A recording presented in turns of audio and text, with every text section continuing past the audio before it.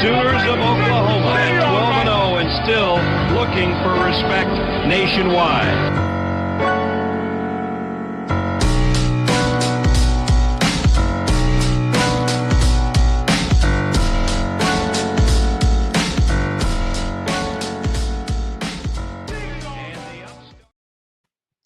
What's going on, guys?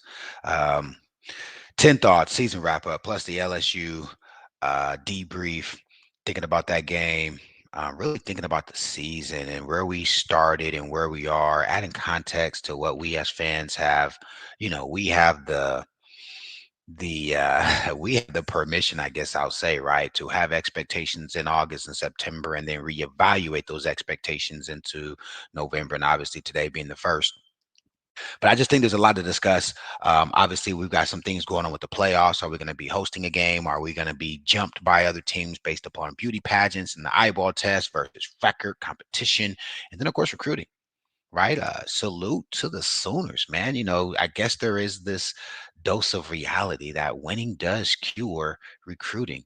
I was sent some information.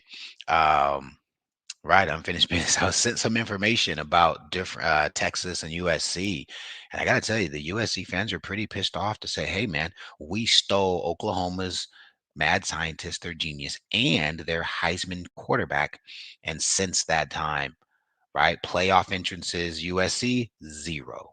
Oklahoma 1. And it was kind of interesting to think about context and perspective as it relates to them and what they paid to get Link and what he said about recruiting and what he said about conference affiliation and obviously all the rumors around his unwillingness to even want to even be a part of the SEC if we were going down the pipe to that and then going to the Pac, which eventually turned into a Big Ten, which I think we can all agree is top heavy and a lot of Big 12 caliber teams below the Oregons and the Ohio States. I'd throw Michigan up there, having won a natty in the last couple of years. But yeah, right. It's interesting to think about these things from the context of the season is over. We are now going into the postseason, the playoff situation, a time of year where we were accustomed for a long period of time, whether it just be the bowl series or be the BCS or be whatever, the plus one for a while. If you guys remember, we were a part of that. We were a big time part of that. Bob Stoops years, my years, we won the Natty, going on into the Link as an OC years, right? When we really Wilson years as an OC, right? When we had an opportunity to play for Natty against Florida. And then, of course, Lincoln as the OC, and then even Lincoln as the HBC, thinking about the Georgia year with Bake. It's been a 5 or 6 year hiatus. I think Jalen Hurts and the crew went to the playoffs. They got ugh, LSU. That LSU team beat the brakes off of them, but at least they made it, and it's really good to see the team get back into that space. It's really good to see the team recruit at a national level. It's really good to have a team from the lens of the overarching expectations of the season of what we expected them to do versus what they were actually able to execute. They surpassed every expectation of any fan that I saw. I think the very, very, very, very highest expectation that I heard people using, and it was my ceiling. I said, "Hey, I at OU I expect 10-2, 9-3, and I hate to prescribe losses." If you guys will remember, right? Like I always say that, like I don't pick any losses. I've actually had the privilege of playing in multiple sports, multiple seasons, going undefeated. I went undefeated. I played soccer, by the way, guys. I played soccer in youth. If they had MLS soccer, I may have went to college on a soccer scholarship over football. I was really, really, really good club soccer, city soccer as a young kid. They just didn't have a pro league, and I didn't really hear about like ability to get scholarships. I think you could, but it was more just in Cali, it was more like an international, or I don't know. It wasn't something that my community, my ecosystem was discussing. Football scholars, track scholars, basketball scholars, wrestling scholarships were big in the Bay Area at that time. And so those are the four sports. I was like, well, I'm pretty good at track. I was one of the fastest kids in the city, but I was not one of the fastest kids in the area.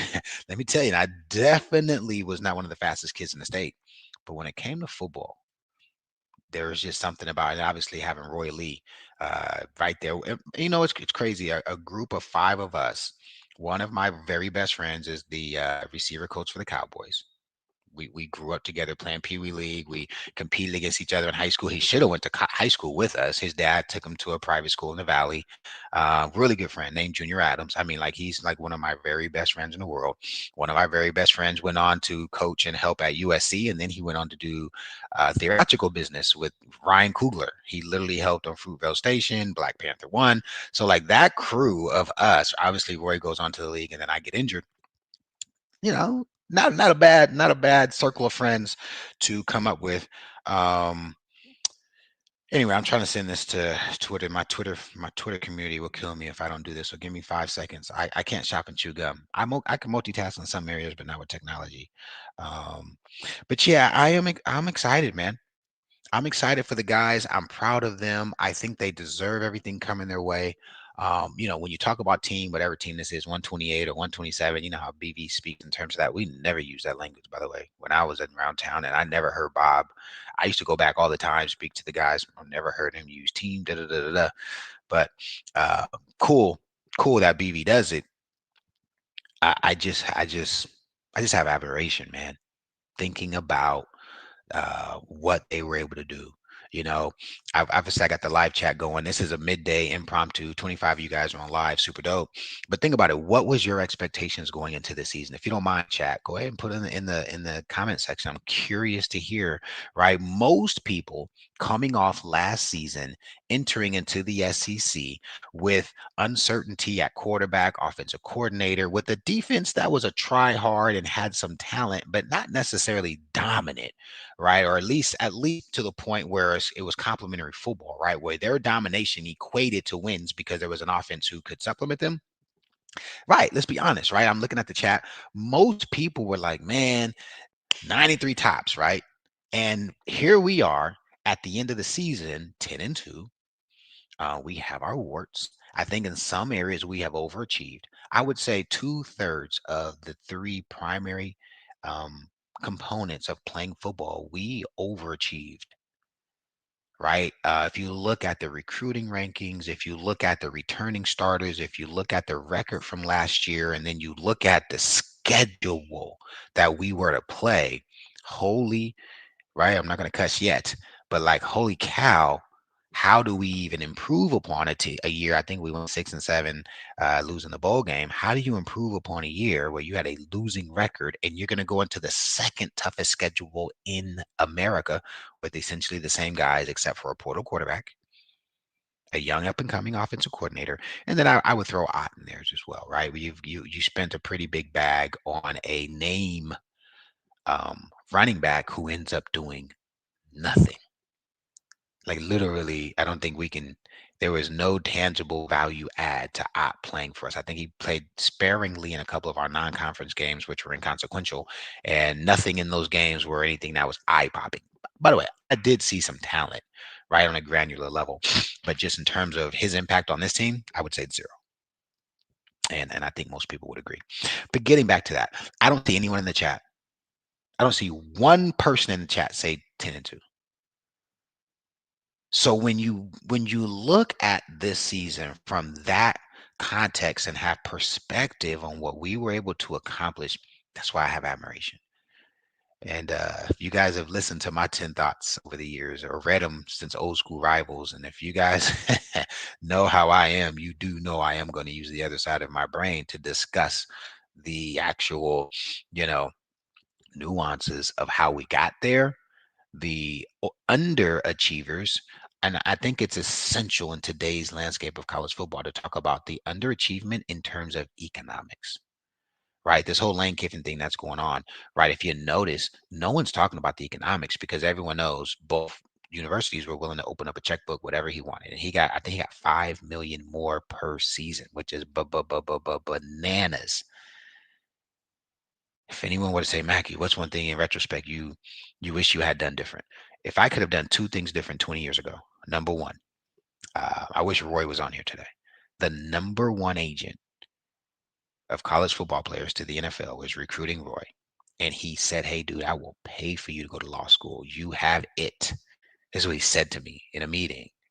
Roy, I had the privilege of sitting in, I'd say probably 50 to 60% of Roy's meetings with his attorney, or with the agents, their attorneys, and then also really just kind of like what the game plan was going to be. Okay. I had class and things, right? So he was leaving my junior year, so I wasn't able to hit everything, and some people flew him out, but a lot of them came into town. And man, I had the opportunity to meet with Tom Condon. Look him up, who he represented. He represented all the A1 quarterbacks, all the A1 left tackles, and he was an ex-ball player from Kansas City. I think he played for the Chiefs. Um, Extremely intelligent guy, but a very analytical, almost even a little awkward, if you will. Yeah, and Roy just being my BFF, bro. He was like, "Man, I want you in my meetings," and we were trying to figure out how we could finesse some stuff.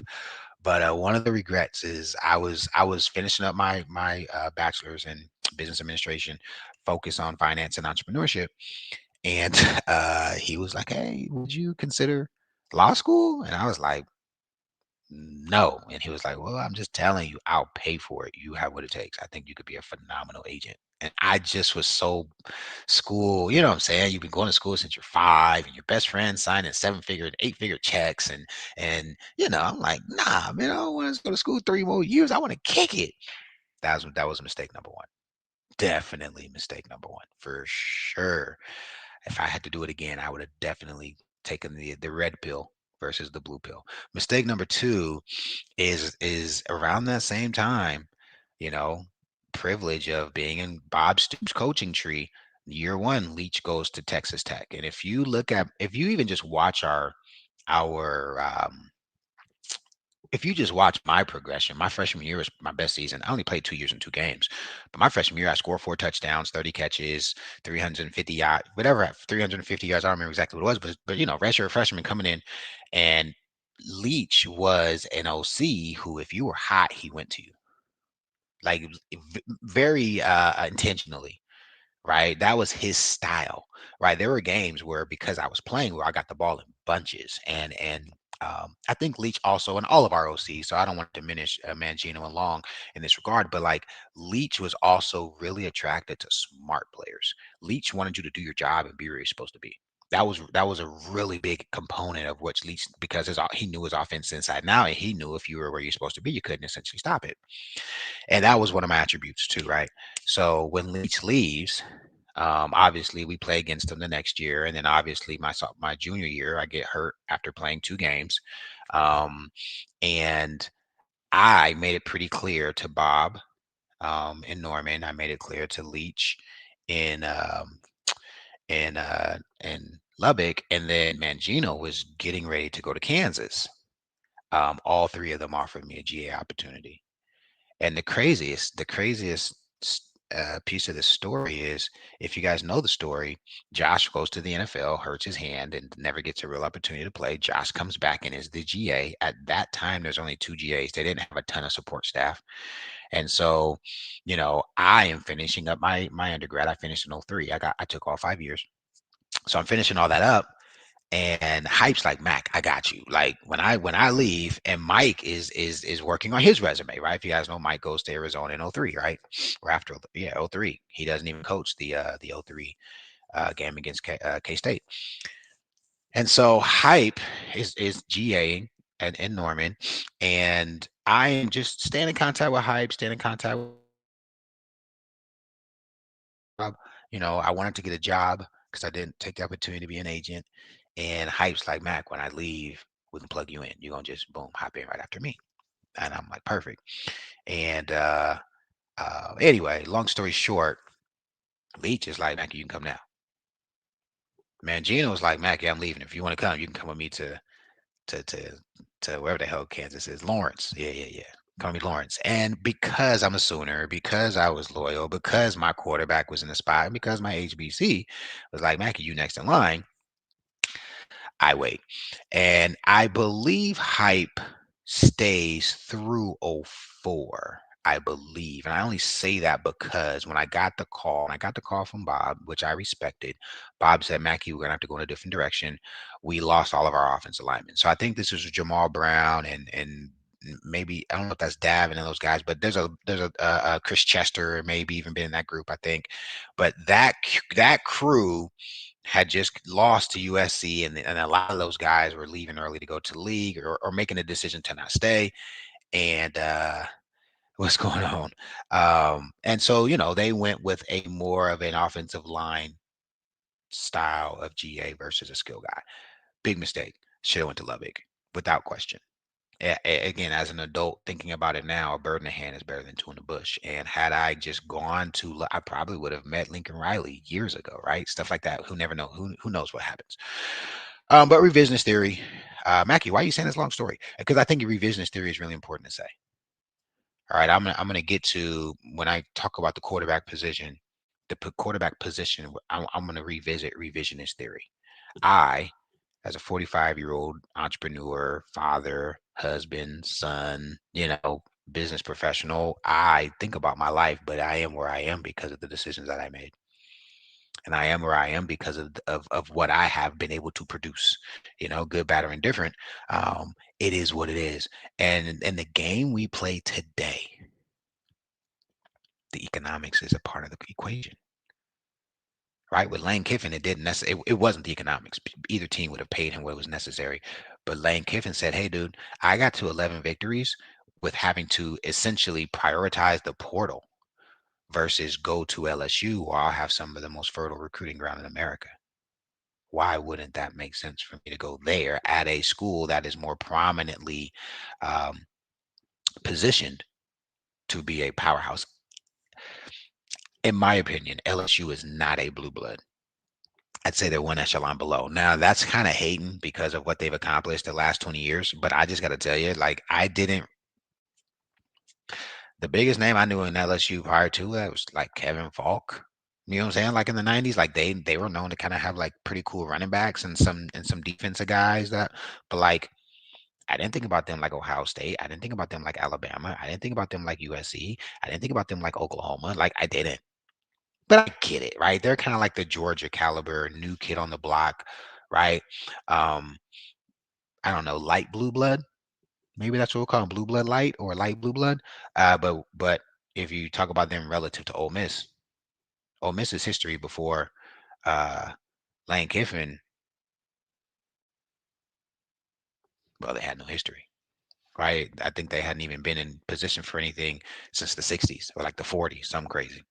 So, yeah, I say all that to say, going into 10 thoughts, going into the close of the regular season and heading into our playoffs opportunities, I want to first speak to just recapping the LSU game.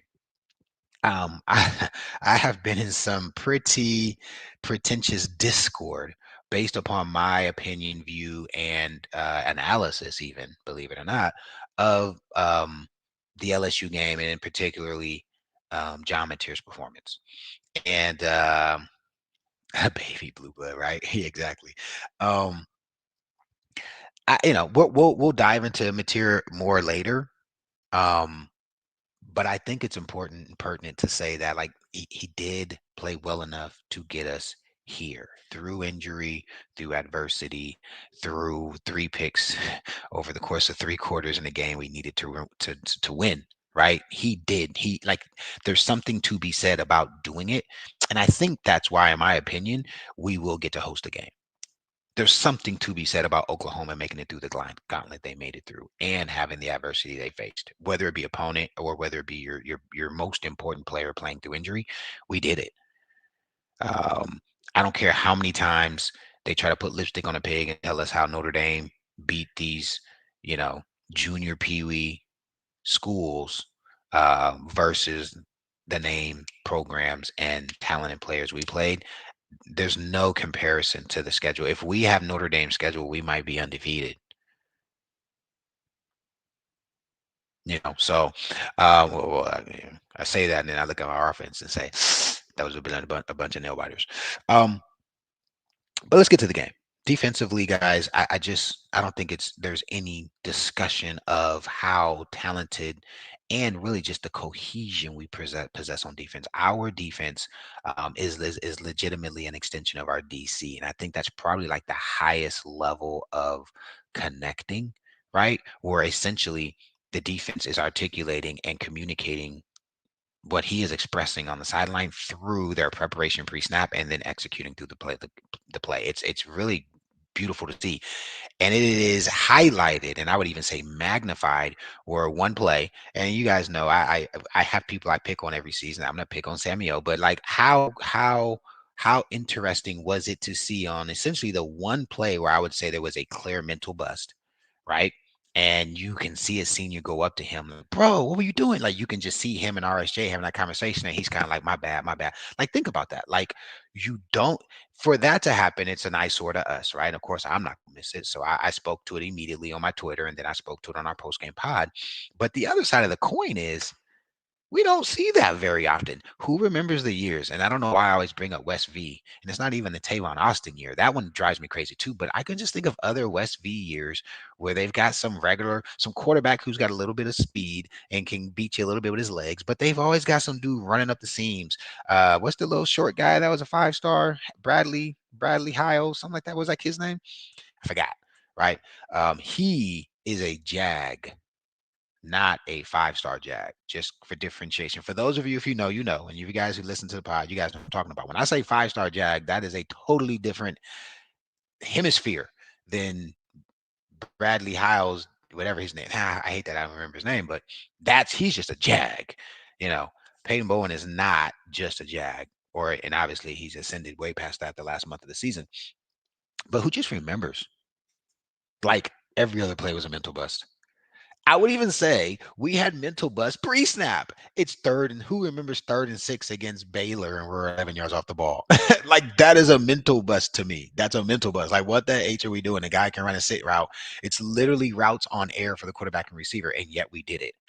2025 season, one backer, which is a second level defender who has read responsibilities, who has RPO responsibilities, who has, zone responsibilities. We all catch his one mental bust where the third level defender sees it, tells him, and he's like, my bad. And then we don't see another one. Guys, that's listen, man. That's heavy stuff. The kind of offense that is being played now is ridiculous. Remember, I told you guys I'm writing a book, Crimson Red October. It forced me to go back and watch our stuff. I'm watching our stuff versus the stuff they're running today, guys. Here we go. Somebody made fun of me in the last pod. I'm going to say this for the 4th time this year. It is the difference between apples and doorknobs. It's such an advanced game today that is being played anymore versus the game I played 25 years ago. I wish I was playing in this game. I would be an even better player in this game because you have to think more, right? We still were kind of trying to hit a brick wall back then. Hey, dude, if he's bigger, strong, and fast, find a way to beat him. Like it used to be, if you got to run a curl, you got to go inside. Now it's all side adjustments. Now it's all coverage adjustments. They're in cover 2. You got a curl. That curl turns to a speed out. Like all of that stuff is pre-snap, pre-program where you just like it puts the receiver in a position where like, cool, I get a chance to win. Not the offense was archaically saying you have to do this, so dang for do that. Hence my interception against Texas in 1999. If you guys go back and listen to our season 1 pod, you guys will hear the story of I got cussed out, but it was like, bro, there's biologically, mathematically no way for me to do what you're asking me to do. And I wish I had done what my first instinct said, which is to go outside. That's another story. Hell of a job. D-line, excellent. The D-line's so good. Jaden Jackson's injured, and Grayson Halden and Stone have just gotten better. The D-line is so good. Dom is an NFL dude, and he's probably the 4th best guy on that D-line crew. Like, think about that. Your tackles are so boss. The best run stuffer. I think he's the best run stuffer in America. And the thing that makes Jaden special is he's a run stuffer who can then put pressure in the pocket if the edges shrink it. Go watch the first 3 or 4 games of the season. He's getting sacks, guys, and he's not getting sacks. Luckily, he's pushing the AB gap into the quarterback. When the quarterback tries to leak, he's grabbing, falling, and getting a sack. I'm talking about Jaden Jackson here, right? Stone is a guy who I believe if he were eligible, he'd go to the league because I think he's a guy who wants to get there, and I'm totally just projecting. All right, so but he's an NFL dude. Jaden Jackson's an NFL dude. Dom is going to go to the NFL this year. Grayson's going to go to the NFL this year.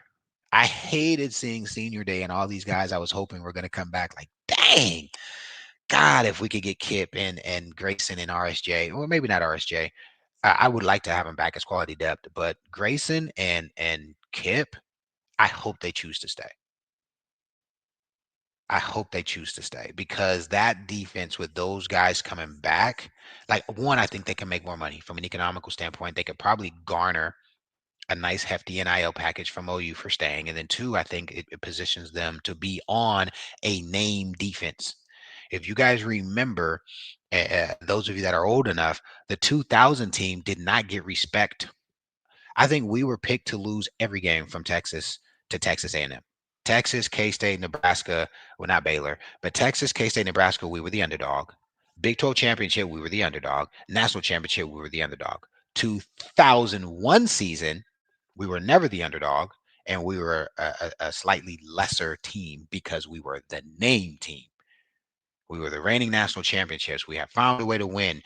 The receivers had household names. Trent Smith was an all-conference dude. The defense, forget about it. Roy Williams, Rocky Calmus, Mike Thompson, Derek Strait, right? And then of course Tommy comes into the fold, right? Like that team was more of a name team. Next year's defense will be a name defense for sure. Yeah, I know. I know. Yeah. I know those guys. They got to go get paid. They work their tails off. They turn the program around. Those guys have, earned the right to go do this business for a living, um, and not just do NIL, like literally professional as an athlete. I just wish. I think McCoby can stay. I think McCoby and Kip are the same class, so that whole thing. Um, it'd be interesting to see. I think Kip is a type of guy who would consider staying if he could, and I believe he could. I'm not 100% certain. You guys would know better than me. I am not a people know. Don't listen to my show or don't listen to our show for me to be like the analytical stat. I am not. I'm going to be talking analysis and strategy of the game, um, the psychology and such. Yeah, but that's a big deal, man. Backer level. I told you guys last week, and I think it's interesting. People see what I say, and I just like it. Like, man, I hope you guys find value because I think it's pretty clear to the eyeball if you're paying attention. Like, we have three dudes who are interchangeable. They all have different attributes. I'm talking about the second level. Really, we have four.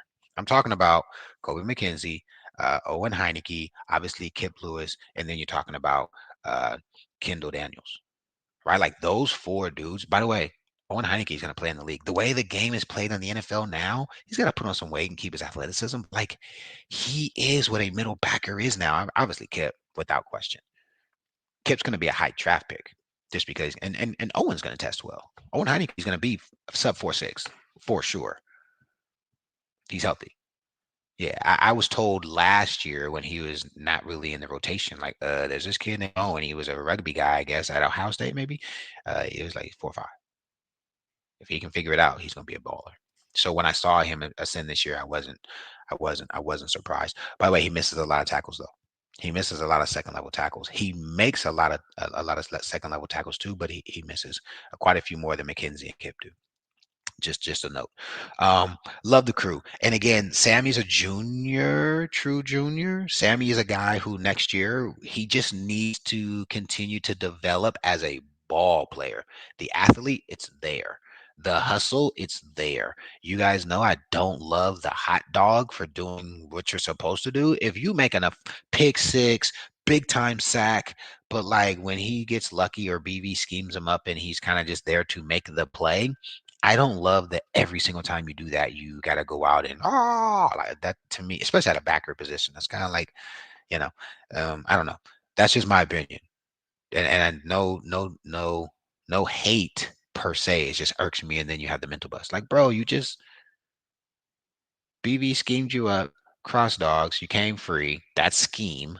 Good job. You pulled the trigger, made the tackle. But the next play, when you're supposed to do your job, when the tight end crosses his face, you got to carry. You didn't carry him, right? That part irks me a little.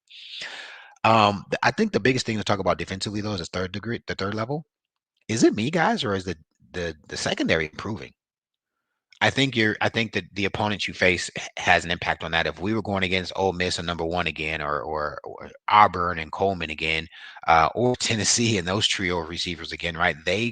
posed problems simply because of biology, much bigger, longer dudes.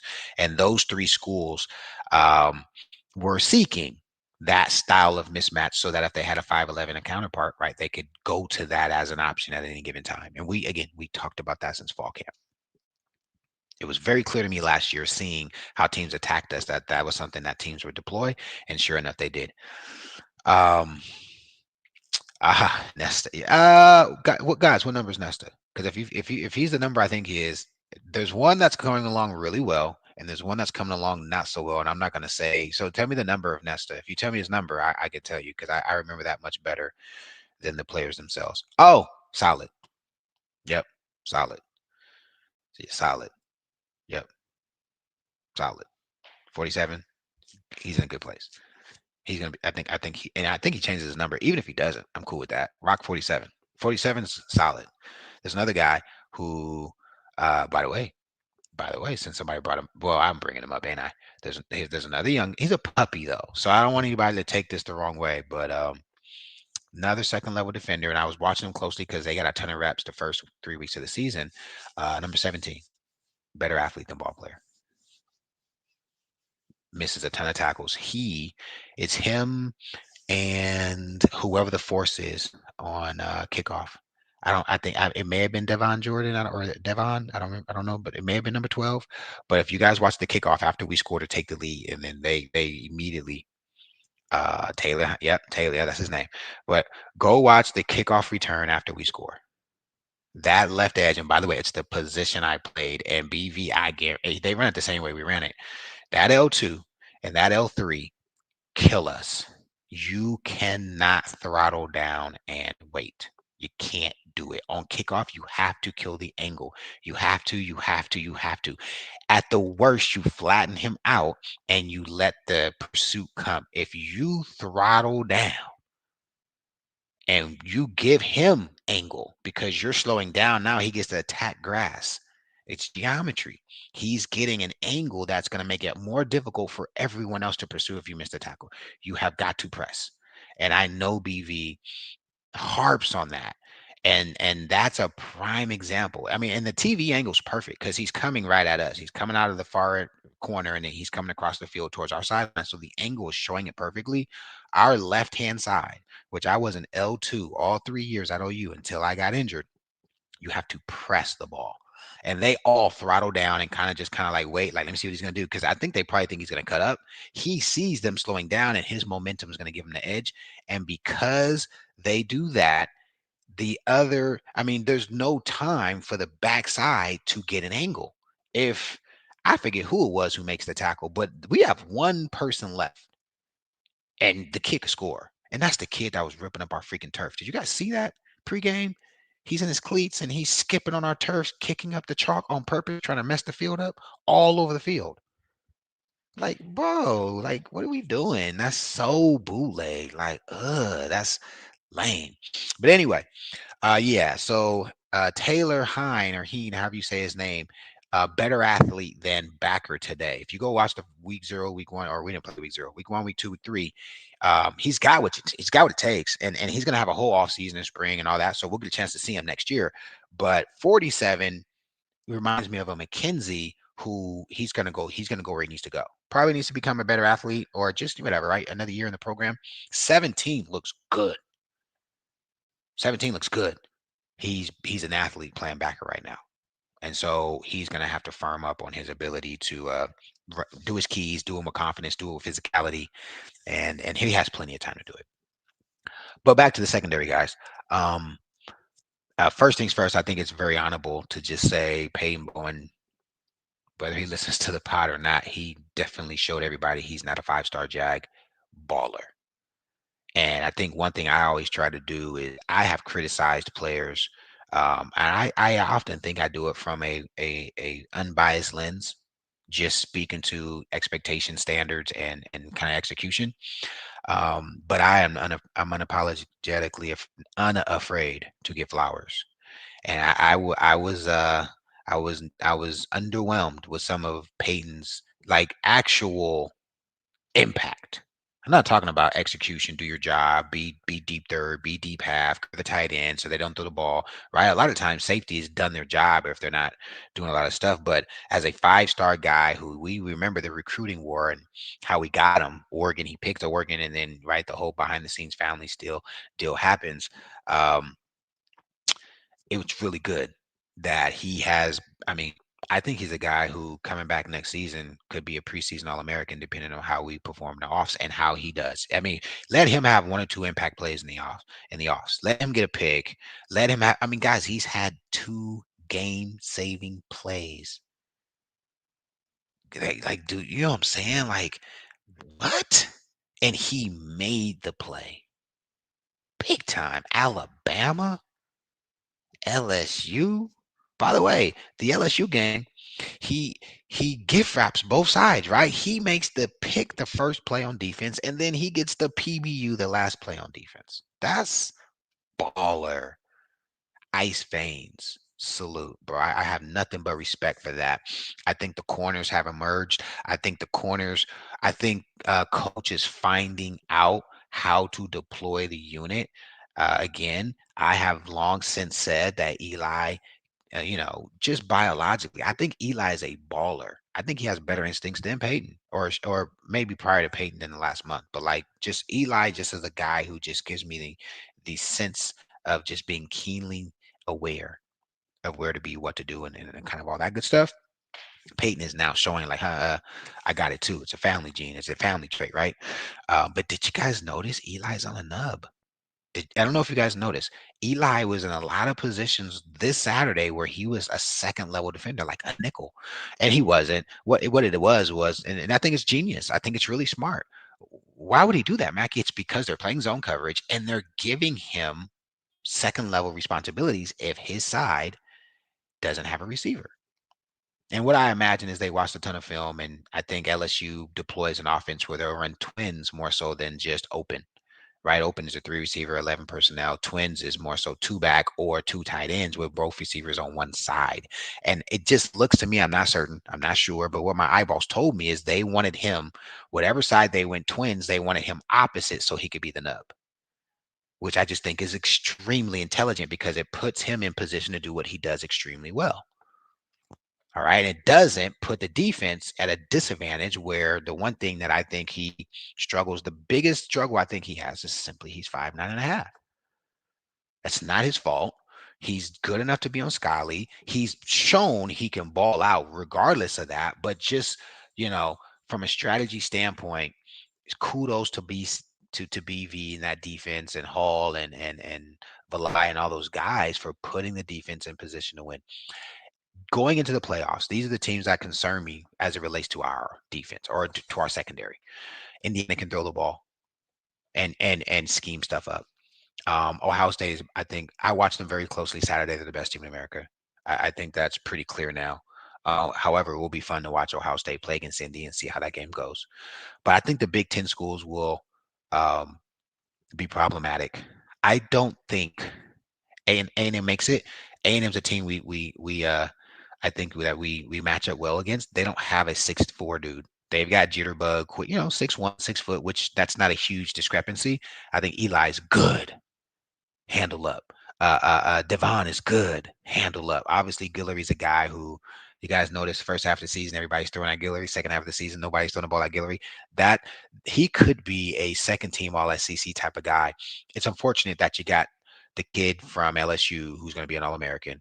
Really, the freshman at LSU is ridiculous too. The kid who gets the pick on JV Gibson, ridiculous, 6'5" corner, bro, and can flip the hips like he's 5'11".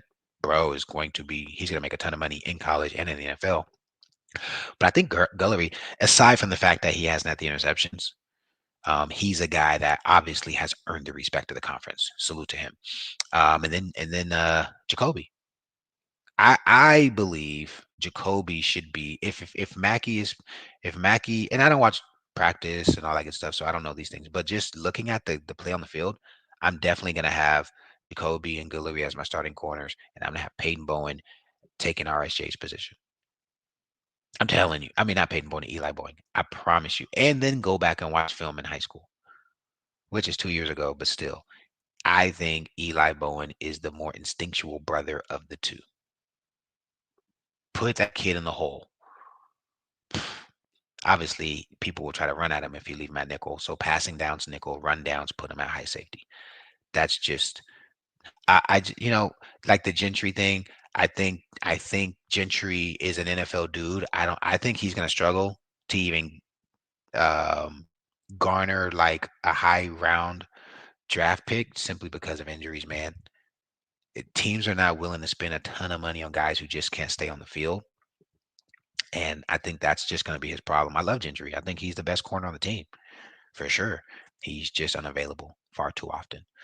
So if I'm going with guys who are available, I'm going with Jacoby. I'm going with Guillory. I find a way to keep Eli on the field at all times, unless they're in like 12 personnel, two back, two receivers, and he's not the other safety with Peyton. I then he's probably off. You know, um, but Eli's a guy. I just think it's important to say like I don't want to act like his anything as it relates to his football ability is lacking. He's just 3 inches too short. Overall, guys, I think it's safe to say we can say the defense was a 92 for the year as a unit. I think it's safe to say that Brent Venables was a 92 for the year in terms of his coaching, execution, preparation. Oh, there is something else I want to tell you guys. By the way, 116 on the call. It's pretty dope. Um, I always had one issue with BV. I've said it a million times, right? And we've seen it play out since he's been the head coach. And when when they were recruiting him, I think that was oh, I guess his first year was our first year. But yeah, I guess we were kind of forecasting what it might look like. I told the story of Mike Stoops versus BV our years, and Mike always wanted to play man, and BV always wanted to play zone and keep the backers on the field to zone up and be missiles essentially, and Mike more so wanting the DBs to be, in the position to be the playmakers and or the responsible parties, right? That was they would literally argue.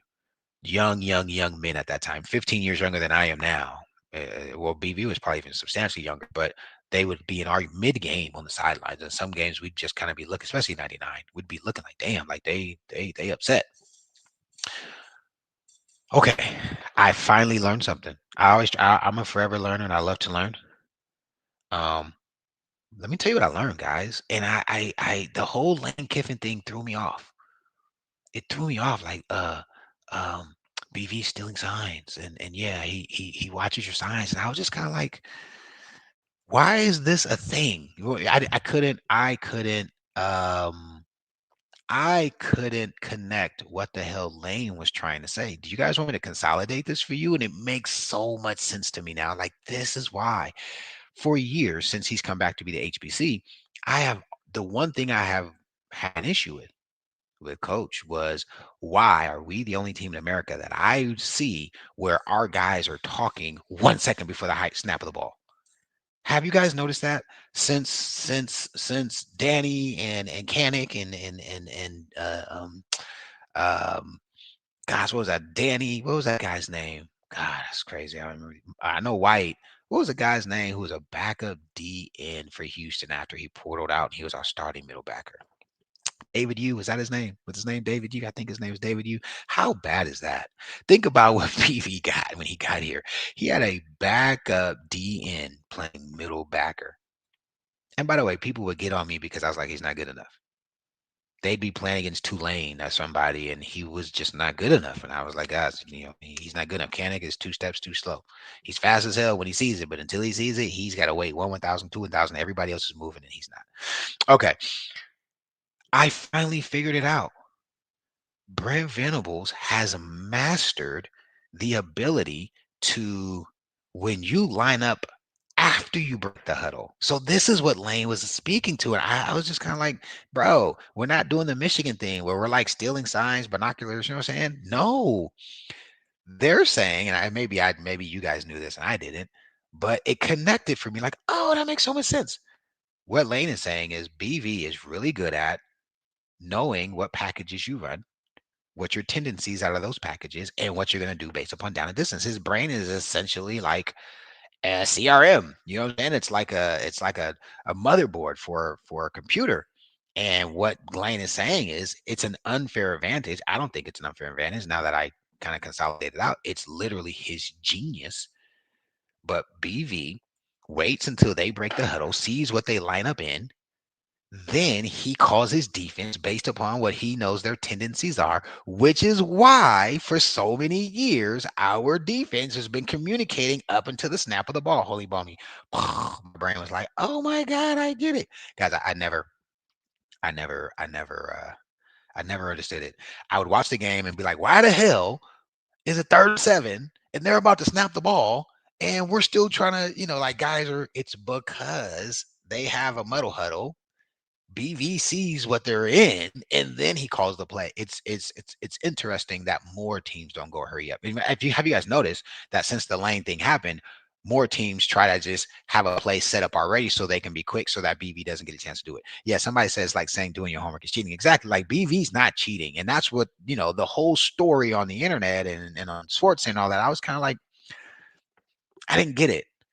But on the other side of my brain, I was always like, why? Why do we wait so long? But now I understand, like, oh, snap. It's a competitive advantage for us because BV is a genius when it comes to down distance formation and package, what defenses or what type of front or what type of blitz or what type of fake or right he wants to do. And that was a chess match, guys. Maybe you guys knew. I didn't connect the dots. And man, I respect the hell out of that. That there's no cheating there. That like when you break that down and really just sift through what was really happening, that's not cheating. That is your coach putting in the work to know the plays to call and having a reputation of between between breaking of the huddle and pre-snap, getting that competitive edge in that 6 second window. If they're not going to have any motion or any, whatever. That think about that. Like that's how valuable that little piece of time is. The BV contingency that say he needs to be fired. How dare thee? How dare thee? Right? Like our HBC is the best DC in America. And I think that's a good segue to the offense. And Sooners for life beat me to the punch, right? If you're watching the live, we got 117 people on, and I know I figured out, by the way, the stuff you guys comment, the people who see the recording after we post it on YouTube, they don't get to see it, so it's like two different communities. But offensively, right? Let's talk big picture. Um,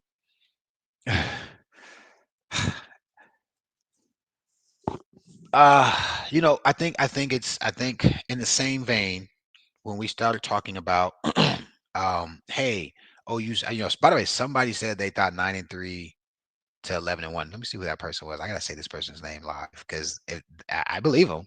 I'm not gonna call him, but I'm gonna say, man, right, you need to help me with my parlays. But I did say 9-3 or 10-2, FYI. That was my window for us. But I was kind of saying it from a bravado standpoint, simply from the standpoint of we're Oklahoma. Like, damn it, Oklahoma doesn't. We don't talk. 8-4 is Gibbs, and Gibbs got fired. Yeah. This is at ESVG13. Salute, bro. That's. He said at worst he thought 9-3, and at best 11-1. Um, Offensively, I guess I'm gonna start with the bright spot. I think the brightest spot on offense was definitely the offensive line. Guys, we are in the position, assuming we don't have some freak injuries, assuming we don't have any like behind the scenes drama that we just aren't hearing about. We've got three guys who are going to be around for at least another 2 years. And ELP being a guard, it's not very often a guard leaves early unless you're in a super dynamic offense. So I think having Foje, ELP, and Fasusi around 3 years, it sucks. Did everybody notice that on Saturday the center position didn't get punked at all? 54 probably should have been our center all year. I'm not hating on everybody, but like go back and watch the film. The center position was as strong as I'd seen it be in 3 years. The snaps were perfect and they have more pace. So it's like an extra probably 2/10 of time for the quarterback to get the ball, receive the ball, and figure out what to do with it. They were snapped perfect every time. And I can't remember. There probably was some plays he got beat or had stalemates, but I don't remember a play where he just got punked into the quarterback. It was a plus. Um, but anyway, I'm up on the defense, or excuse me, on the offensive line. I'm up. Look at me talking about the defensive line, but I'm up on those guys. Yeah, yeah. 54 is headed to the league. I bet I'd be interested. I bet you based on that game, he's gonna get looks at center. Anybody want to bet? I mean, like because he is a solid guard. I don't think he's big enough. I don't think his base is big enough to be a beast guard in the NFL. But as a swing guard, center guard, oh, he's valuable as hell. That probably is like an undrafted to a six round grade. I'd be willing to say he's a fifth, sixth rounder if he presents himself as a guard, center guard, swing guy, and the way he played against LSU, he made money Saturday for sure. But anyway, short and sweet. I like the outlook. I'm up on those guys big time, and I look forward to seeing them mature, get another year in the weight room. Guys, you guys realize those guys are teenagers. They're gonna look totally different when they're 21. They're gonna be on their way to the NFL, but they're gonna look totally different. Those are guys are still baby fat. They're gonna get tremendously stronger as more of their muscle mass comes in and they transition baby fat to muscle. They're gonna be doing both. I think I was 174 my freshman year. Granted, I came in with a bum knee. I tore my ACL, so I lost weight. I probably played my senior year like 177, 179. That football season, I probably would have been 182-ish. I came to OU at 174. Okay. Redshirted, I ran a million miles, blah, blah, blah, blah. My freshman season, I was 185, 186. Uh, Championship season, 193. My junior year, 197. And thinner muscle. Like your body changes for like those guys. EOP is gonna be in his third year. Dude, he's gonna get 30, 50, 70 pounds stronger. He could get 150 pounds stronger on bench and stuff if he came in with not a really good base.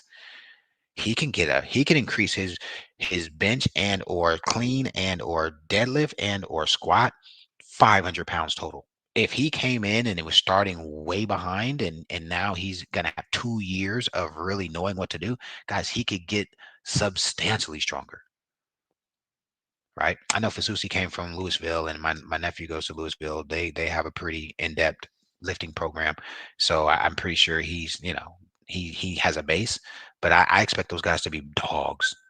I think next year is a bigger year for Beatenbow than it is for was this year. With all due respect, he didn't have his players, and I think we could all hold him accountable for not having the guys. But now he's got guys. Damn it, we need to be able to run the football. Period. 2026, we need to be able to run the football. There's no excuse. Um. Anyway, O line over the course of the year, they played pretty bad early. They got better. They gelled as a unit. I think it's also interesting to state that running the football progressively got better when Ozita got hurt and ELP comes in. And then I also think it's very important to state that the right side of the offensive line didn't get as many leaks against elite defensive linemen once Foje went to tackle. I think that's very important to speak to. I would have Foje go back to tackle next year. I know I heard on the telecast they said his body is like that of a guard, which could be true. But one, tackles cost more in the transfer portal, and guys, he played tackle. Go look who he had to play tackle against, and he showed well. Talking about Foje, but tackles cost more in the transfer portal. So economically, it makes sense to move him back to tackle. Let him have an entire year to be the bookend with Fasusi at tackles, like be best friends, watch film together. Like to me, that makes a ton of sense versus trying to fit somebody else in there. And again, that's just my opinion. Um, Sooners for life. We'll talk about that when we get to the queue. Um, and then EOP is your left guard. Like, duh, that's the dog you want, right? Now we've got to find a center and a guard in the portal or development who we've got coming up the pipe. Is Ozita a guy that can move from guard to center? Because he's got the base to be a center where he won't get pushed back. But I don't think it would be disingenuous to put those guys in competition for jobs again going into next season, assuming they play well um, um, here in the next couple of weeks. Those guys need to be entrenched. OU's got to get back to you coming to the program looking up to the guy with an opportunity to compete. But there's got to be entrenched starters, right? Nobody was coming in and taking Rocky Calvin's position. Nobody was coming in and taking Teddy Lemon's position. Nobody was coming in and taking Baker Mayfield's position, right? Like you're coming in to learn from Bake so you could go be a dog like Bake. We need the offensive line to get that kind of mentality back. Running backs, adequate. Blaylock plays his heart out. True freshman. Can't ask for anything more. X Rob obviously was playing hurt, which is why they featured Blaylock a lot more Saturday. If you guys didn't know, um, but I just think that they're in a system where between chemistry, continuity, design, and execution, they get screwed. Yeah, there's a lot of meat left on the bone. Um, some of that is simply the quarterback not reading RPO correctly. I feel bad for Ott. I think everybody saw my post game, and I think you guys went back and watched it and said, "Holy smokes!" If he simply gives the ball to Ott, I think we have 50 more rushing. Ott could score a touchdown in that play. He could have got tackled for 7 yards, but he could have scored. The DN is up the field. We cave in the left side of the line. I'm talking about an RPO we run third quarter. Um, Odds only possession. If you go to the possession odds in the game, I think it's first down. It's either first or second down. Um, I have no good reason why the hell Mateer chose to pull it. And then tried to. The only reason I can think of he pulls it is because he wants the glory and he wants Otley blocking for him. But it was a timing play, and Ott is in and through the hole with the angle to get by everybody. Mateer isn't through the hole, so he takes it, pulls it. That second, everything closed down, and it's literally a 0 yard gain. We gain no yards versus um yeah, I'm gonna talk about Hatton when I get to recruiting. Ott potentially out the gate. Everybody's chasing Ott. It's unfortunate. That's quarterback, by the way. That's not anything else. But running backs, looking forward to seeing those guys. I agree. Someone said in the chat that we have more talent coming. Hatton is a guy who we flipped from A&M. He's a guy who I think is going to be given every opportunity to be at least a part of, uh, you know, the bevy of backs. I think Blaylock and X Rob have both earned the right to be um, guys who are going to be deployed as a part of the running back committee. But yeah, Hatton has a higher ceiling. He's kind of a mixture of both. He's a 210-pound kid, bigger, girthier kid, and he's explosive. So I mean, to have a Blaylock, an X Rob, and a Hatton with those linemen coming back bodes well. Bodes very well. Tight ends. I saw Kanik have some good blocks. Did you guys see Kanik had a couple of good blocks? And I'm not trying to patronize the kid, or he's not a kid, young man, but like he's been terrible, good and terrible blocking all year. Couple of good blocks, wham blocks coming across the formation, cleaning up the backside. Um, it's good to see. It's good to see. Obviously, a factor in the pass game. Based upon earlier in the year, I thought he could be a serious factor, right, in the pass game. And I just think us not developing the passing scheme, and I think our quarterback just, you know, um, instead of ascending, starting to regress. I mean, listen, when we get to the quarterback, it is what it is. He regressed this year. Injuries notwithstanding. Name a team that doesn't have injuries. Everybody has injuries. His is one that isn't season ending, and you play through pain. You feel me? Like I don't think it's not that I hate, but I don't like the community says, oh, he didn't play well because he had injury. Josh Heupel won a freaking national championship and couldn't throw the ball 20 yards with the hardest schedule in America. Difference between wins and losses. By the way, it's just a fact. Yeah, I just happen to be on that team and I'm biased, but it's kind of just a fact. He got hurt against K State and really to beat Nebraska, he really made the injury more permanent because he didn't want to rest. And we played the rest of the year with a quarterback who couldn't throw the ball 20 yards. I told you guys half the periods in practice, Nate Hibble was throwing the ball because Josh needed to rest. It's just facts. So I don't. Oh, his thumb. He's on the sideline blowing it like he's playing a guitar or something. Like, nah, bro, make the play. That read to Ott isn't your thumb. Throwing a fastball on a crossing route that's 5 yards off the line of scrimmage, that's not the thumb. Throwing a even faster fastball on a beautiful play design by Arbuckle on the tight end leak, where he probably turns up the field and pads your stats another 60 yards because Helms is a pretty good athlete. You throw him a seed, a fastball, bro, and then people are like, no, that's a drop. No, that's terrible quarterbacking. He was terrible Saturday. He was terrible, guys. Like, we got to own that. If the defense doesn't make immaculate plays and if LSU doesn't bust, they blinked. We'll get to that in a second. Tight ends, Helm showed up with a couple of catches. I think that the tight end position is serviceable. Helms coming back is going to help. Helms needs to be the number 2 to some stud we bring in at number 1. I'm talking about tight end position. Those other guys are Jags. Yeah, I don't even know their names. That sucks, but it's not my job to know their names, so it is what it is. Receiver position's interesting. Shout out to Satania, man. Satania just gives me he's just I think we all saw it week 1, right? He's got this kind of dog in him, you know what I'm saying? And I think there's I was a little concerned that he had a little Sammy in him, but Satania's made big time plays, big time times. Ole Miss still pisses me off. I said it last week. I think we beat Ole Miss if he doesn't fumble.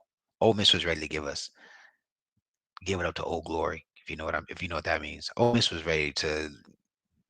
They gave us their best shot, which is respect, but we didn't punk out, and we were coming back. Mateer also laid a freaking egg. You talk about just terrible misses. But anyway, man, North Texas QB is nice. North Texas QB is nice. 100%. He's nice. I don't care who's Mateer's friend. If I saw Mateer, I'd say, bro, I'm proud of you for being a Sooner and taking us to 10 weeks, 10 wins this season. You play terrible. Listen, guys, I want you guys to understand that's how they talk to us in film. They didn't say you suck, but we had to evaluate. We had to self-evaluate. And sometimes no. We would watch a portion of film with the quarterbacks, but there was a portion where it was just receivers. There was a portion where it was the whole offense. But there was no eggshells around if you played terrible or had a terrible play or a terrible quarter. It was said without feelings and emotions. Bro, that was not good enough. Anyway, let me stop getting derailed by the comments. Tight ends, we got to upgrade. Obviously, Canick is moving on. I think he's been around for well, I know he's played 4 seasons, and I know they got a new rule. They might let people just have 5 years, and you can play up to 5 years. I think that's something they're talking about, if I remember correctly. I could be wrong, but I wish we had Canick another year. He could really cook. I think we have Helms for 1 more, just because of injuries and all that good stuff. I'm sure he got a shirt in there somewhere. It'll be good to have him back. Continuity. We've got to go find a guy better than him. Better than him. Quarterback.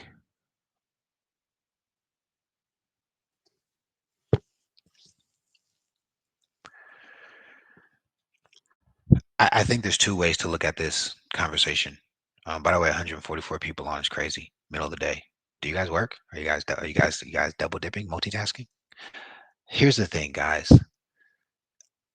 When you're in a season and you can just feel, see, and I'm sure those guys are experiencing it. They're living the chemistry. You don't want to upset the turnip cart. You don't. If you guys were on my Twitter during the game, so soon as for life. If you guys were on my Twitter, he throws the second pick, and everybody's telling me hawk, hawk, hawk, hawk, hawk. And I was like, nah, no. He threw the third pick, and you guys saw. I was like, look, you know, um, I don't think this. You guys tell me, chat, tell me if this is an exaggeration, because I don't believe it. I wholeheartedly believe 21 other starters were playing well enough to beat LSU by 14 to 17 points.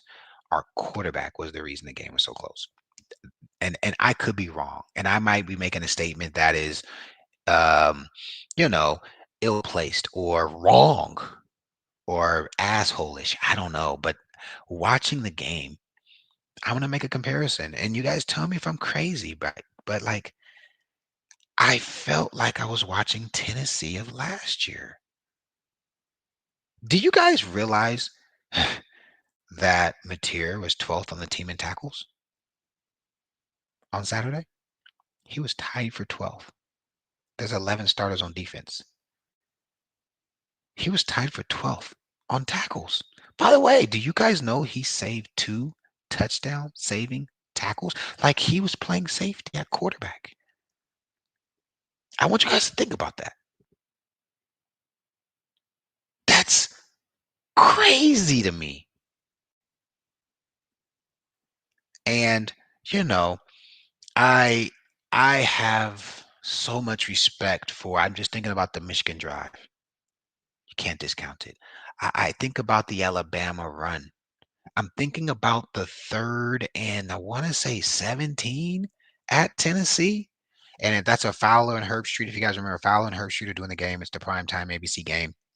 We got some type of penalty, and I guess Fowler didn't do a good job of keeping track of down and distance. And Fowler says, "Oh, it's 4th and 17." It might have been 14 or 19, whatever it was. But Fowler says, "Oh, it's 4th and 17. Sooners have to punt." And then come to find out, we had some penalties, so there was a down that we redid, and it was really 3rd and 17. And he says, "Oh, no, it's 3rd and 17, but the Sooners are sure to punt because of the past possessions." He was terrible. And on that play, we run a QB draw. And on that play, he runs through some stuff, picks up a first down, and from that play on, he plays much better. That's literally the play. Tennessee game, third quarter, third and forever.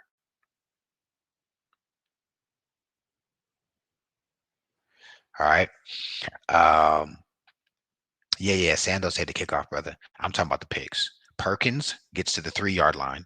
That's where Peyton Bowen gets the pick the very next play. And then he throws the pick to 13, the free safety, and he takes it all the way to their sideline and is down the sideline. And Mateer does a good job of closing the angle off so he couldn't cut back. And then he kind of like dives at his legs and makes him fall. Both of them are touchdown saving tackles, 100% for sure. Both of them are, anyway. And so, to the point I was making in terms of Twitter, if you go on my Twitter, I didn't erase it either. I did erase a comment. And I said it and I apologize. I hope somebody didn't screenshot it and then use it against me sometime down the road, because I said I wasn't judging his play. I said some things that, like, not necessarily judging him as a person, but like I don't think it's good to be like, "You suck. You did it." Like, to me, that is not constructive. And I try to lens how I approach. I understand I have a platform now, and I mean, I get crazy DMs and all kind of stuff. And so I understand that I'm an alumni, and I don't get paid by the university. I don't want a job from the university. I'm not trying to kiss ass. I'm gonna tell the truth. If BV screws up, I'm saying it. And if I see him at alumni shit, they better not exclude me for being honest, because that's how we ran the program when I was there. But they're doing good. I'm gonna tell the truth too. Um, but what I said was inappropriate. And so I erased it. And then I rewrote something based upon football critiques. And I just think that it's not good to do that. I don't, here's how I look at it. I don't do that to my children, right? Like, I don't tell my kids that they suck, or that, I don't know. I always try to communicate in a way in which my children can learn from and reflect with, right? And so, yeah, I couldn't. I just didn't feel good about it, so I deleted it. It probably was up there for 5 minutes, but after that, he throws another pick, and at that point, guys, I couldn't. The revisionist in me says, thank God we didn't sit him, because obviously we went on to win the game. The uh, the merit-based individual, I run a business 100%. I own a, well, anyway, I my business space, it's merit-based. And I always tell the story of I learned about that at OU. OU taught me meritocracy. And I was able to harness that in other areas of my life. The book I'm writing is you're gonna see it dripped all throughout the book.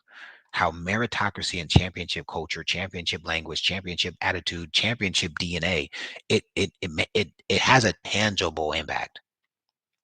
Okay, and so I was in conflict because it's on my Twitter. You guys can go look. He throws the pick, and there a whole bunch of my comments like hawk, hawk, hawk, hawk, hawk. And I said, you know what? My heart says Hawk. My heart says Mateer. And I say that because you put Hawk in a game, he hasn't played in a game since Kent State, which he did not play well. He did not look comfortable.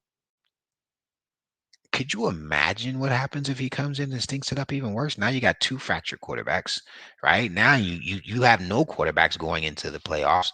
And so, again, against my emotional feelings from a football, give your team the best chance to win perspective. In that moment, I do agree that you don't put Hawk in there in that position unless he was hurt and it was causing him to play bad. Okay.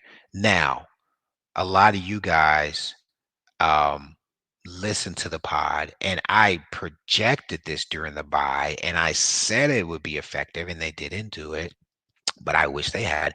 To me, it made too much sense that during the bye they put a Hawk package together that would give him the ability to get some game reps and snaps. What it was after the 4 weeks, right? He's got 2 games he's played in. He could play in 4 games. We've seen them do it before where they strategically give the guy a chance to play 4 games. My idea was to have a Hawk package in place that would allow him to be an effective tool in the toolkit, if you will. So that would have been LSU and Mizzou, right? Those 2 games after the Bama game, which is after the bye. Or no, we had the bye before Bama. But anyway, um, so a couple things come to mind. And by the way, this has been a huge topic on OU Insider. Um, somebody posted about what Hawk's dad said. I as a father, I 100% agree with the dad. Politics and money. Like, name another profession where that isn't the case. I was an educator. I was a young black 29-year-old principal in a district that had never had a young black 29-year-old principal. Guess what? I experienced politics. I experienced it. Some people loved the hell out of me. By the way, it wasn't even racially. Some white people loved me because they say, dude, we're in an inner city district and we need more people that look like you, who I agree with your values and principles, to be messaging this versus a 55-year-old white dude. I had my white homies like say that. We have some black people crabs in a barrel like that. You know what I'm saying? Ninja. Y'all know what ninja mean. That ninja don't do why he get the job. His principal again, right? So like it wasn't a racial thing. It was it was politics. And if you guys believe that the OC who brought his quarterback, who runs his system, who he's probably invited over numerous amount of times before they ever got to Norman, and then has been his guy his entire time since he got to Norman. They probably didn't have a ton of close knit relationships the first month or two. So they probably leaned on each other just a little bit more. If you guys don't think that that was a part of the equation, I have a bridge I want to sell you. It is in Minnesota and it goes across uh, it goes across the Nile River, the Nile. Okay. And so I don't think there's an issue with Pop saying politics. And if you think I'm still being crazy, do you guys want actual evidence? Sure, I'll give you guys precedent. You want the precedent? The precedent is we played Tennessee last year in a game where, aside from our quarterback, we were in a position to, if not be extremely competitive, to actually win. And in the third quarter, after his third or fourth turnover, he had a fumble going in for a touchdown, if you remember, and I believe 2 or 3 picks. It may have been 2 picks and a fumble. But guess what they did in the third quarter in that game? Can somebody in the chat post in the chat what you comments? What happened in the third quarter of that game? Does anybody want to make reference? It's precedent. The quarterback is single-handedly losing us the game. He got benched.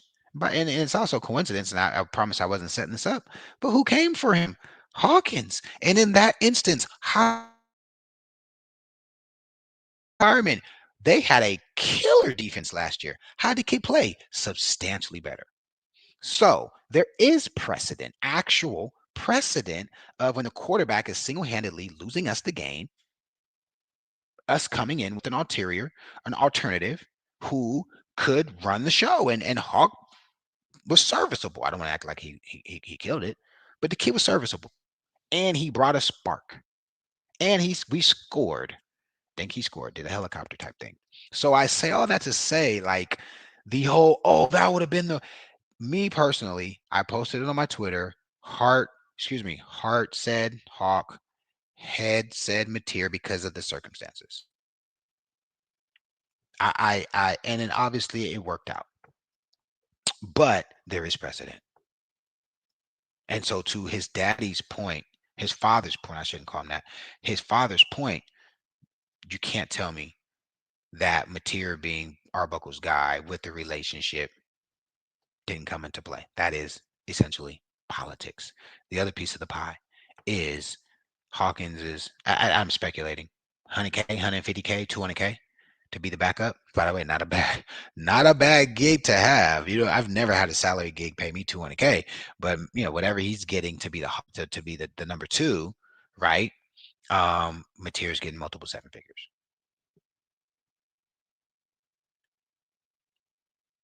Like, come on, dude. If you don't think they are watching their money to make sure that they're getting, what they said they want to get out of it again, right? So I don't know what the issue was. And so I saw it. Well, actually, a lot of people were like, Mackie, look at this, look at this. So when I go on his feed, and I'm like, oh shit, he's hating on the university. He's not.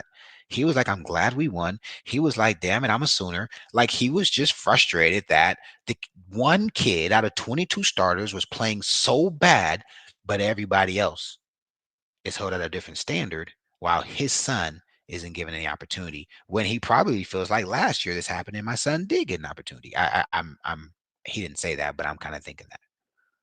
Guys, Mateer is terrible. And to compound that, and this is not to crap on him. By the way, we have a big time fan, and I love, he DM'd me like, hey Mac, I just want to let you know I bought your book, this and that, da, da, da. But he was critiquing, right, the context of the Mateer situation. And I said, guys, or I was speaking to him, I said, that's revisionist theory. Okay, we get back in the game. If you want to give credit, the tunnel screen to Burks, you got to give credit to the OC. We don't know if he was scheming that up, and if they had some tendencies that he caught and he said, hey, if we catch, because the play's perfect. We literally run the tunnel screen away from the blitz, which means they've got to rotate, which means they're going to have people out of position, which means it's easy to wall in or wall out. When guys are moving, you can just push them in the direction they're going. You can wall them in or wall them out. So like, that's why there's nobody there. It's a perfect call based upon the defense and coverage that they were in. So I feel really good about giving Arbuckle credit about that. I'm not going to give Mateers special credit that he threw some amazing pass that any other quarterback could have thrown unobstructed with nobody in his way, in rhythm, something they do routes on air every freaking day. They've run a million of them that didn't work. So that tells me the OC did something strategically. Credit. The quarterback, you better. You know what I'm saying? Like, oh, no, Mackie, man, you better be able to make that throw if you're playing quarterback for OU. So I don't want to say can't. I'm not taking it away from him, but like, we didn't win because he did something magical. Neubauer could have come in and thrown that ball. One of the receivers could have threw that ball. Okay. Then the second one. Guys, I believe, and I say, man, it hurts to say, but it doesn't hurt because we won. So it doesn't mean anything. But like, I think we lose if they don't bust. I think we lose if they don't bust. And here's the thing again, Mackie, he completed the pass. He better be able to complete that mother sucking pass. All the damn passes in the second quarter that we gave away. Don't start having me critique the X's and O's. I did on the post pod. He throws the absolute worst ball in America to Kanik on the 1v1 corner route where the safety is over the guard and Kanik is in the slot. There's no way in heaven we shouldn't complete that. Arbuckle sets it up perfect. Number one receiver is something short. Sit route, now route, whatever the case, that corner has to stay with him. Kanik has the entire third of the field because the corner and the receiver are out of the play. They're running some type of corner concept, sail route, corner route, flag route, pylon route, whatever. man coverage, you turn it into a speed out. And if the receiver doesn't recognize it, the quarterback can see it, he throws him to a speed out. He throws the absolute worst ball you can throw unobstructed. If it's not a touchdown, Kennick's catching it and running to the 5. I'm in Dallas today. But if you guys want me to, and I don't want to make it like I'm picking on material, people are right. I generally drop the plays where I see errors, and I could drop the easy ones, but the easy ones we all saw many times. But like I could draw it up so you guys could see it. When you guys in the TV, the TV version gave both angles. So when they showed the second angle, I was like, oh my God. They showed us the quarterback angle. They showed us, well, we saw man on the regular 45, like the TV, like the right screen angle. We saw a man, but QB's got to make that play, bro. The under route to JV Gibson, you gotta throw him a nerf. He's gonna run 50 yards. People were mad at Gibson for falling. Catch a fastball at your nutsack 5 yards away from the quarterback. Let me tell you what happens when you run that play. If anybody's ever played receiver, when you're running and you know you're wide open on a play, not like a curl where you're coming back to the ball, but like a slant, an under, a drag, a dig, you relax because you want to focus on catching the ball to get a field. You don't want to have to be like, am I going to thumbs up, thumbs down, diamond because it's coming 90 miles per hour. It's amazing he caught the ball. And there's people saying, oh man, he sucks. He's supposed to catch that and run. No, bro, he got to catch it first. That's hard. I promise you it's harder than it looks. Or go outside with your kid and stand eight yards away from him and running in a perpendicular way. So somebody's running, somebody's running perpendicular and throw it as fast as you can. Now, the caveat I said is if you do that and it's shoulder high where you can mid it like this, it's doable. But try doing that thumbs down. Try it. See if you can catch that ball while running full speed and then go back and watch the play and there's nobody near him. What happens if he just throws a nerf where he can just casually catch it? Now take that concept and multiply it by 5 with Helms. Helms is down the sideline for 60 yards. He throws a seed. And now Helms is running what's called an arrow route. It's not an out. You immediately run away from coverage to the sideline. The ball should be upfield shoulders so you can turn and run. By the way, it's a route on air. It's a route on air. They run it every day. He puts it on his backside shoulder, so he's got to try to catch it, which means he won't be able to run upfield he has to take 2 steps to now get to where he can get upfield, but he throws it a million miles an hour with it, and it's to his throwing arm. So it's not like he was trying to cock because he's left-handed and he's got to go across his body to throw to the right hand. It's a right-handed route with a right-handed quarterback on a rollout, which means there isn't anybody obstructing him. Oh, dude, that's gotta be. He could have thrown it like a pitch on the option. It's a fast guys. Those are yards. Like those are plays. If he completes them, he gets all the credit. He gets the credit because he executed. The Satania play, guys.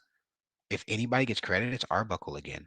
And you guys know how much I've critiqued the hell out of Arbuckle. So it's not like I'm some Arbuckle apologist or fan. I'm not. But we got some momentum.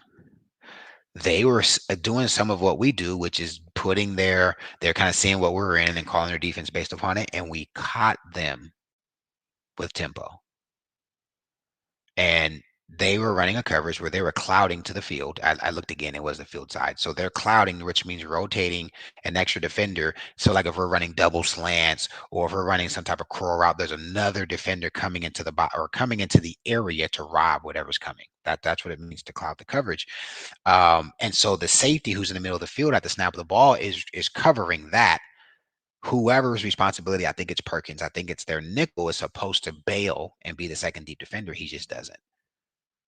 And that's why Satania's wide open. That has nothing to do with the quarterback. The only thing that he completed the pass. Could you guys imagine if he didn't complete? Every person who says Hawkins sucks, this is why I don't like revisionist theory. Every person who says Hawkins sucks or Hawkins isn't ready or whatever your narrative is, every person would have said, what would have happened if Hawkins was in on that play? Everybody.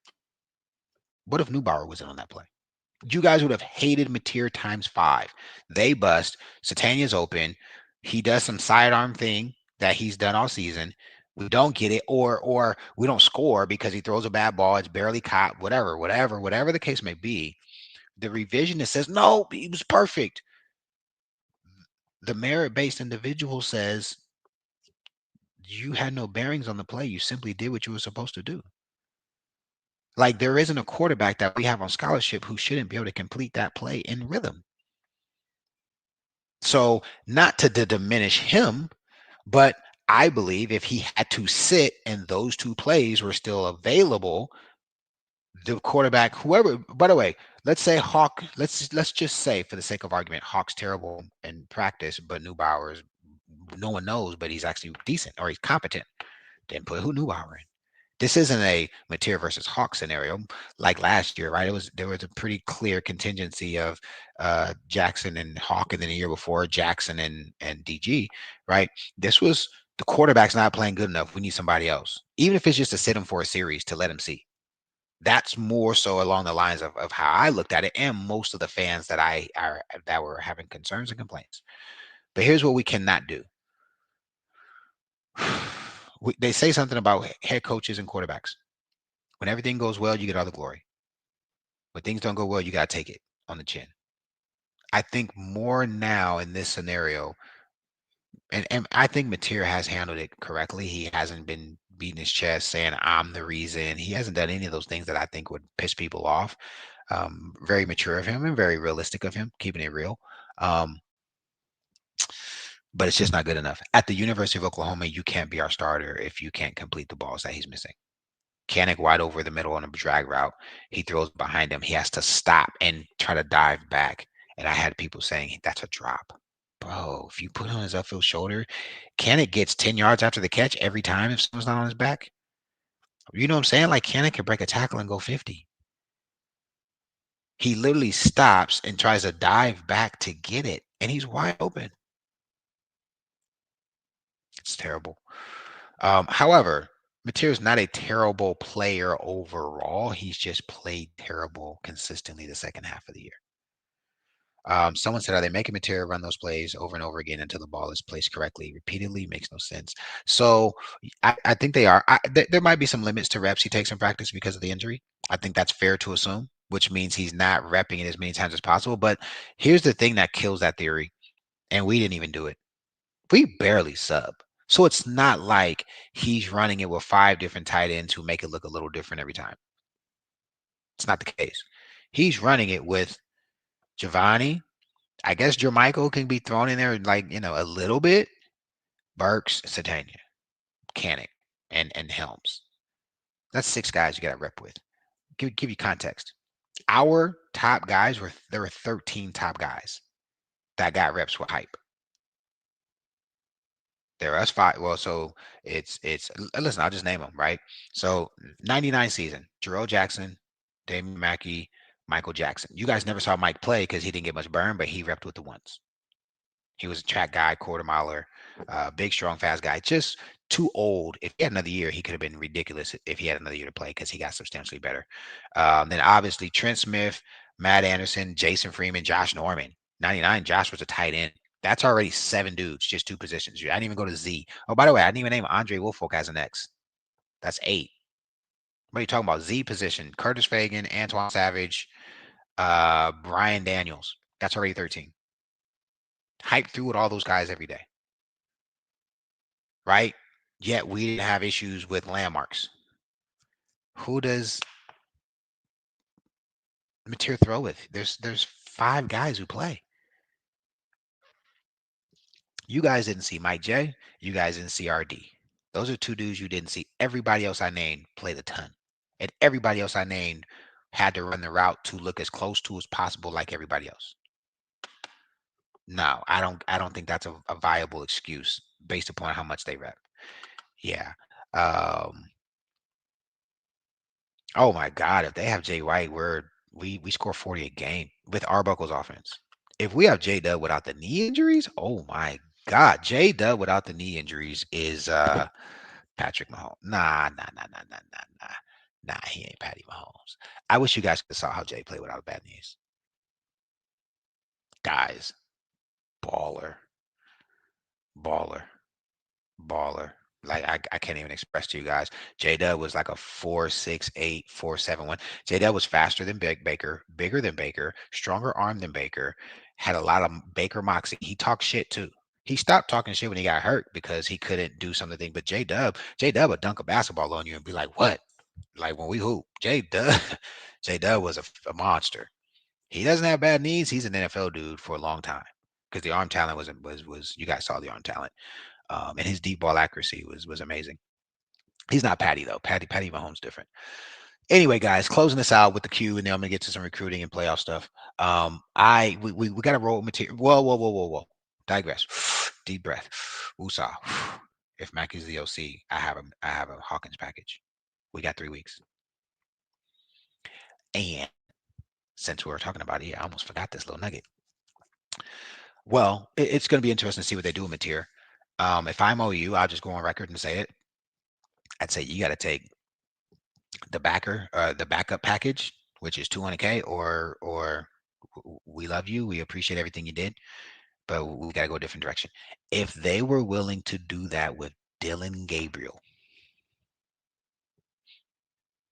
and Dylan Gabriel played substantially better than Mateer has this year. Again, politics will let us know.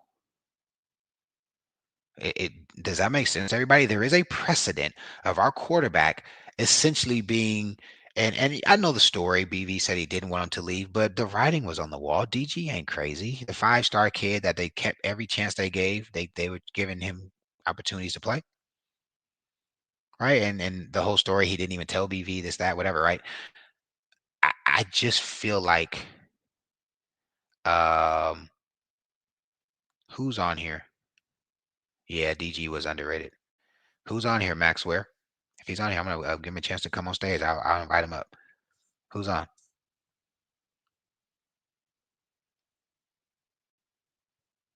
Oh, you talking about Jason White? There's some dude that gets on Twitter. His name is Jason White. I say, hey, bro, you almost had me thinking you were my teammate. Yeah. That's not that. Okay, yeah. That's the J Dub from Twitter. He's good people. Um, I just think he has to. I think OU. If we want to play for ships, we can't just hitch our wagon to Mateer in 2026. We can't. There's enough film to say we can't. And if he's like, I want to stay for X amount of XYZ dollars, it needs to make sense to make sure we can still go get who we need to go get. And going into the playoffs, I am giving. I guess I got to include Neubauer. I don't want to make this a Mateer versus Hawkins thing, but I am saying, hey, we need another in case Mateer is having one of those days. We need to have a package in place for the number two. So if the number two is Neubauer, then it's Neubauer. The number two is Hawkins, and it's Hawkins. But I feel like, in all fairness to the other 21 starters, there should be the opportunity with 3 weeks. I think. I think. I think. When are the conference championships? Next Saturday, right? Is that right? Or is it this Saturday coming up? Maybe, I guess so. 2 weeks, right? 2 weeks and then a game week. I think it makes sense, or maybe 1 week and a game week to have a package. To me, that makes so much sense because now we don't have to be making a drastic change in the event that he has a bad game. We just have a package that we can just expound upon, right? Our quarterbacks know the system. It just made too much sense to me, man. And I know just because it makes sense to me doesn't mean it's right, but that just makes hella sense. If we had come after the Bama game with a Hawkins and or Neubauer package that we were going to run 1 or 2 series a game anyway, now Mateer knows he gets a chance to see the game from the sideline, right? The package is basic. It's not designed to put a ton of pressure on the quarterback, but just thinking about Hawkins, he has a gear in the run game that does two things. It threatens the defense to stop the run, and then it might open up the ability to throw the ball down the field. And we know Mateer was not throwing the ball down the field. So to me, that made too much sense. They didn't do it. I would do it for playoffs. If I were the OC and the HBC, I might not even use it. We may have a situational time where we're planning to use it, but I would have it in place. It's just what I would do. Um, Anyway, offense overall for the year, guys, I think it's substandard. I think the offense overall is a 68. I think the linemen are the only group going in the right direction. I'd say the offensive line went from probably a 65 to a 74. I'd say the running backs are probably holding tight at about a 72. I'd say the receivers, tight ends are both around. The receivers, I'd give them a 78. Satania is big time. Some of those backups came in and game by game made some good plays. And I also think the receivers are a product of bad mismanagement of quarterback accuracy and or play design and or you name the other variables. So maybe I'll give the receivers a 77. Yeah. Yeah. Because I don't think they are a detriment to the offense. Now, I don't think they're Tennessee or Alabama or Ole Miss even. But I definitely feel like with a better quarterback, they could have performed better. Man, quarterback, it was substandard, guys. If you eliminate the pre-injury material, he's a 50 or lower because he had the big Michigan win. And earlier on the season, he did play substantially better. Illy State, he played extremely well. I had reservations after Temple. Like, yo, he's missing people that if you go back and listen to that pod, I'm like, Barry, we won. He had the long TD. I said, Barry, he missed stuff that was there. This is pre-injury. And in that pod, if you go back and listen, I'm like, bro, he's doing the arm angle when he doesn't need to. Michigan, it felt like it was always necessary, or it wasn't. Actually, there were two that he threw that could have been picks. They didn't pick him. If he had thrown overhead, it would have been better. But whatever, right? In the Temple game, it was just very apparent. It was glaring. Like, why did he had no pressure? Like, why did he choose to throw it that way when he could have just thrown it? That part really was I started to see red flags. And I was getting a little bit of grief. Man, Mackie, we're killing people, blah, blah, blah. But I was just kind of like, I'm just telling you what I see.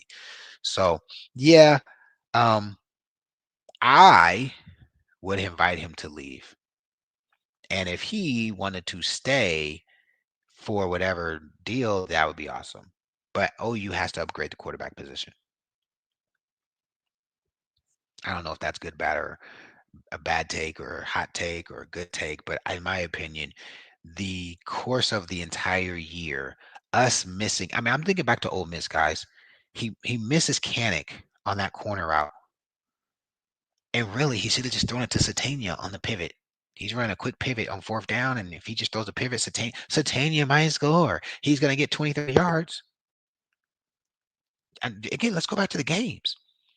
Right? Same game, same period in time. He misses Giovanni in the whole throw. It's like not even close. If the ball is Giovanni could score. And that's a game that we should win. I mean, right? We can all agree Texas is just a throwaway, just absolutely trash. I didn't even watch Texas twice.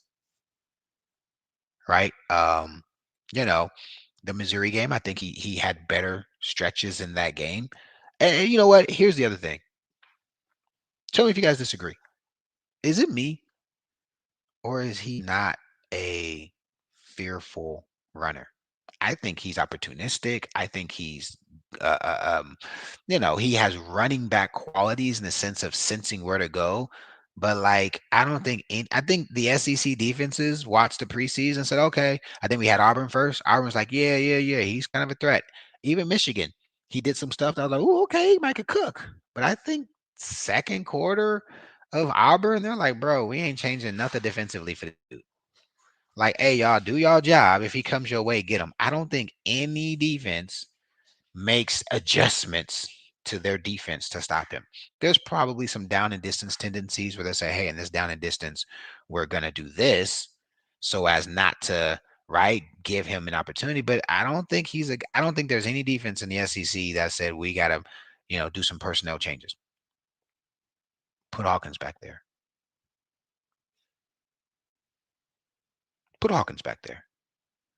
I guarantee you, the defense will adjust their front, their tendencies, their coverages.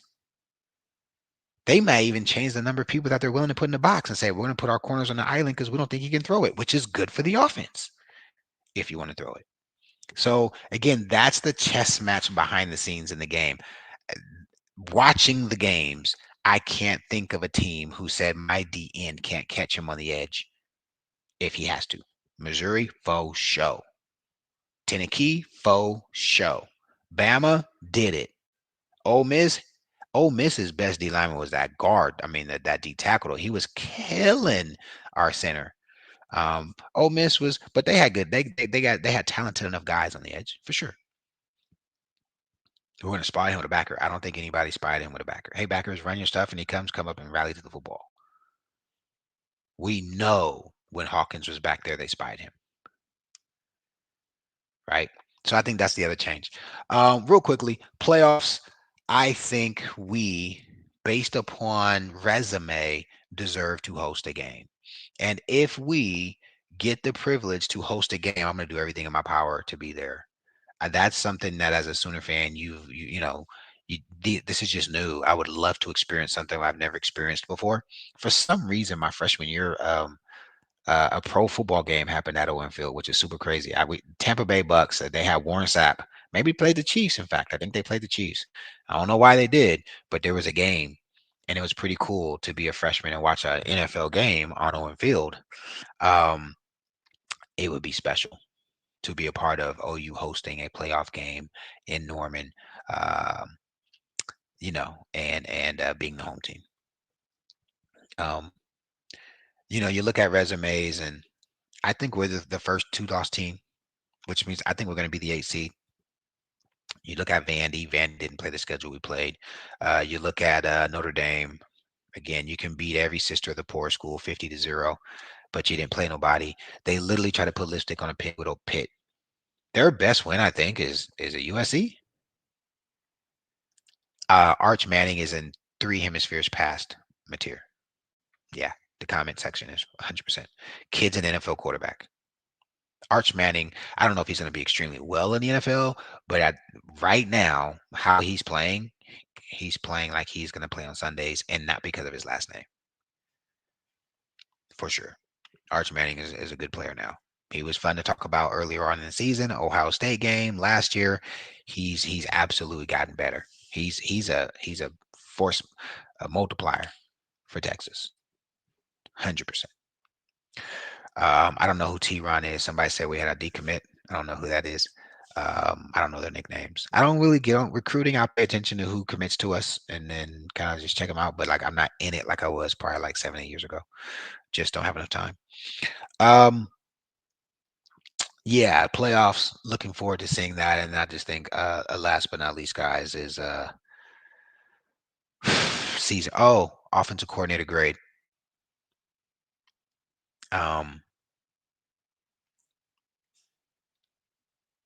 Arbuckle gets a 68. It's not good enough. It's not good enough.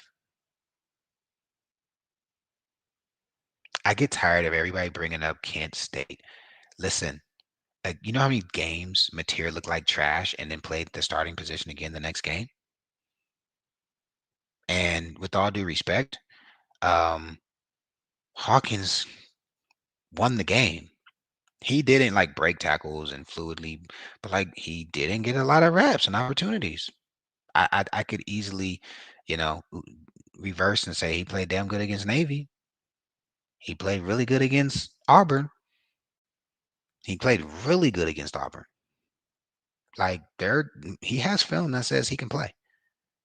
And everybody just keeps bringing up Kent State. Yeah, listen, the Cavantes is just it's a hitch and a tick throwing the ball too late. It's a perfect pass. If we're 10 yards deeper, right? It's a touchdown. The problem is the back of our field is brick and it's 7 yards from the end line. It's not that, oh my God, right? These guys don't have protractors on the field. He was late, a tick and a half. That's why. That's what it was. He was late, a tick and a half. But like the idea that he, was so terrible and that was the only example is, to me, that's just disingenuous. Go watch Navy again. By the way, he was not perfect against Navy, but he threw some dimes. He threw some touch throws. He threw some layered throws, and he damn sure got loose with his wheels. right? So that's the thing that is, it always is interesting to me to hear people be like, he was so terrible. Mateer was terrible, more terrible against Ole Miss, against Texas. Mateer was more terrible against Texas than Hawk was against Kent State. Mateer was more terrible against LSU than Hawk was against Kent State. So that one right there to me, I don't agree. I respect folks' opinion, and I don't think he played well against Kent State. I was like, that ain't good enough either. So I get you. And he did the sidearm thing. Did anybody else see that? What the hell is he doing? He was doing the thing. Like, why is he doing that sidearm thing? Like, is Arbuckle teaching this? Is that QB coach teaching this? Did anybody else notice that? You guys didn't notice that? I don't remember him throwing a bunch of those last year. Like, how did he go from throwing a nice three-quarter release, right? It was a three-quarter release last year. I went to a couple games and saw. I'm like, he had. By the way, he has an arm. Hawkins has an arm, so it was a three-quarter release. But against Kent State, it was the. I'm like, they teaching that. Ill. I was like, ill, ill. No, but in all seriousness, I'm not like pro Hawk. But I am. Mateer was bad, good and terrible. Like, I don't think I can, if we don't have a phenomenal defense, you know what else? If we don't have a phenomenal kicker, Tennessee is a loss. Bama is a loss. Don't forget both games, defensive score and multiple 50-plus yard field goals. Well, Bama's won. I think he had 150 yarder and like 140 yarder or something against Bama. But guys, we don't win Tennessee because of our quarterback. We win because of our kicker and because of RMT and Owen Heineke. That's why we won. 9 points on 3 50-yard field goals and a defensive score. 16 of our points. We almost give the game away after we have it won because we score on first down and give Mateer his touchdown. People are using those stats. You guys know what I'm talking about? X-Rod breaks free, kneels at the 1, and then we don't waste their timeouts and make the clock go down. We score the very next play. Mateer gets credit for a touchdown that people keep throwing around in the stats of, oh, this is what he did the second half of the season. Bro, that is not a real tug.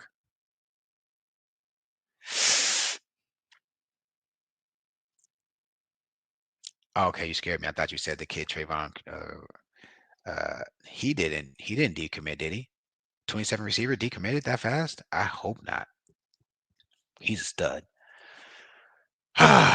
Also, last thing is the recruiting, guys. We're on the uprise. Man, it started with those two linemen that Beatenbo got earlier on in the cycle, a 5-star and a 4-star. I think these freshmen coming in. I'm just double checking to see if we had a decommit that I didn't see. I just see a ton of big time recruits on our.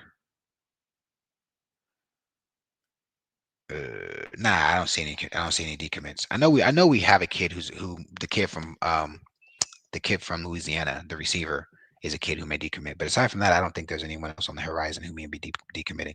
Anyway, guys, I've got an hour and 48 minutes. I got to pick my baby up in about 20 minutes. Do 5 minutes of Q&A. Anybody have any?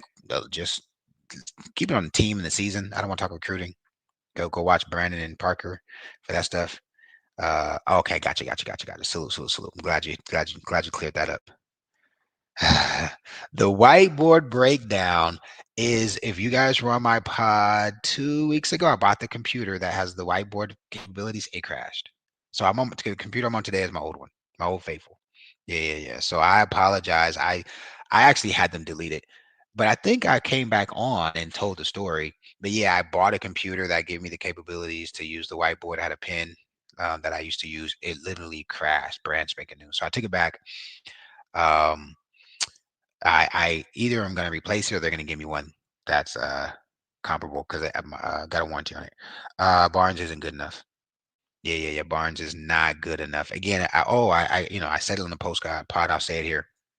I'm not gonna say it in the same fashion I did, but the Sextons and Jake Taylors of the world need to not be on the sidelines. In fact, I got confirmation.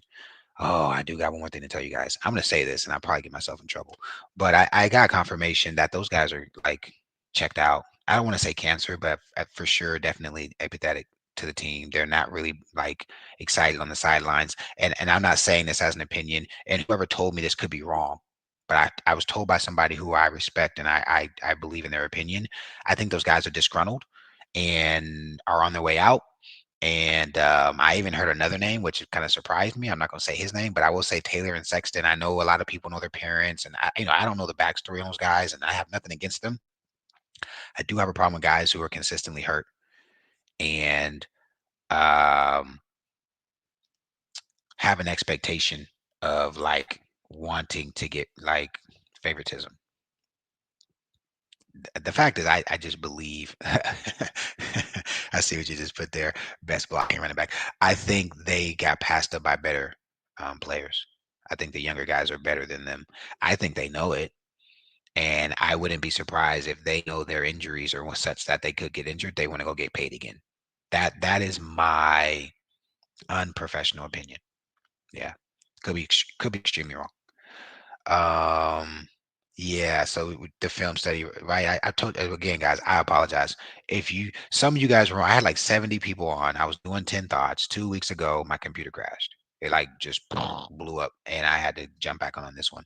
So I need to I'll probably have something available in the next 7 days. I'm going to Vegas this week for work and then I'll be back home on Monday. So Monday, if I've got something new, I'll do some film study because there's some stuff I want to show you guys that's pretty easy to see once you know what to look for, and I haven't been able to do it. Um, yeah, I don't know, man. I don't know about the underthrows killing me. Also, how the age does getting in before Tatum. Interesting. Interesting, right? Did you guys notice that? Well, again, oh, well, if you're on OU Insider, it's been said, and one of the mods said it, so I'll say it. They said that like Tatum's kind of like done with football. Apparently, his love for the game has diminished, and he doesn't see himself being a long time player anymore. Right. So that's the rumor. I don't have any. I don't have any insider info on that, but it was stated on the board that he doesn't love the game. So there's that. I don't think the staff has a disconnect with the kids who are locked in. I do think the staff has a disconnect with the kids who are checked out. I would halfway agree with that one, Cowboy. It's yep. I know. Listen, we've been hearing about Tatum being healthy for like 3 weeks. In fact, I want to say Facebook or it may have been OU Insider, but I think it was Facebook. I feel like his grandma got on Facebook and was like, Tatum is now healthy, like 2, 3 weeks ago. I don't know if it was his real grandma or I don't know if it was somebody cosplaying as grandma. I don't know, but like there was a story going around that like his actual grandma got on social media and was like, no, Tatum was hurt, but he's now uh healthy. So I think he's been healthy. And then I have also been told since that yeah, he doesn't love the game. Right. That's the real story behind it. So, we heard he wasn't in game shape and he still has some owies and blah blah blah blah bum. I think Ott is kind of like I'm not as good as these guys and I don't want to compete. I think that was his thing. And coach wanted to see him go out there and play for the money he got. But I think Tatum was kind of like, I kind of don't want to do it. I don't want to show up to practice. And again, I'm speculating, but I know the difference. There's a difference between entitlement and lazy, which is what I would say the rumors on Ott are. Right? He thought because he got paid, he should be top dog, and then he didn't want to compete with the hungrier, more right, urgent players versus Tatum, who's like love for the sport. I kind of want to quit. Both both of them are soft to me, but I think they're slightly different.